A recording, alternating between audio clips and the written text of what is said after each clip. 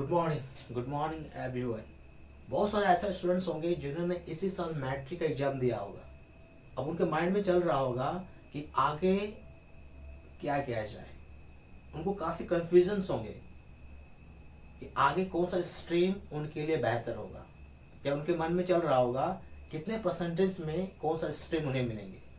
जैसा कि आपको पता है कि 10th के बाद 11वीं में एडमिशन लेने के लिए आपके पास 3 स्ट्रीम्स होते हैं। पहला स्ट्रीम्स क्या है? एक आर्ट्स, जिसको हम लोग क्या बोलते हैं हिंदी में कला। दूसरा स्ट्रीम क्या आपका कॉमर्स है, जिसको हम लोग हिंदी में क्या बोलते हैं वाणिज्य। और तीसरा आपका साइंस होता है, जिसको हम लोग क्या बोलते हैं हिंदी में विज्ञान बोलते हैं। ये आपका हो गया 3 स्ट्रीम्स। इन्हीं 3 स्ट्रीम्स में आपको एडमिशन लेना है, ठीक है। लेकिन ये स्ट्रीम्स निर्भर करता है आपका 10th में कितना परसेंटेज आया हुआ है। तो मान लिया किसी को मान लिया अगर साइंस लेना है 11वीं में 11th में, अगर उनको साइंस लेना है तो मिनिमम कितना होना चाहिए 60%, जो जनरली ये आपका परसेंटेज पूरे भारत में मान लिया गया है।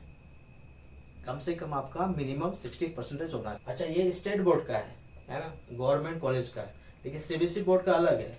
सीबीएसई बोर्ड में आपका ये 85 चला जाता है, ठीक है। हाँ, ये क्या होता है कभी कभी स्टेट वाइज वेरी कर सकता है, कहीं 65 हो जाएगा, कहीं 60 होगा, ऐसा ही आसपास ये रहेगा, ठीक है। और सीबीएसई बोर्ड के लिए 85% चला जाता है ये।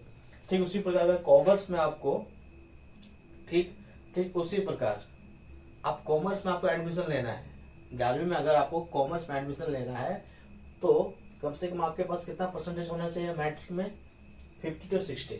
आपको जो प्रतिशत होगा, जो परसेंटेज होगा मैट्रिक में, वो किसके बीच होना चाहिए 50 और 60% के बीच में। तो आपको कॉमर्स इजीली मिल जाएगा, ठीक है। और तीसरा क्या है आपका, यह है आर्ट्स है।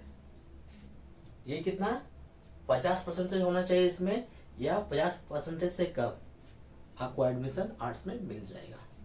ओके, ये ओके। अब देख लेते हैं इसमें आपका सब्जेक्ट्स क्या है। आर्ट्स में आपका सब्जेक्ट्स क्या क्या है यहाँ दिया हुआ, देख लीजिए।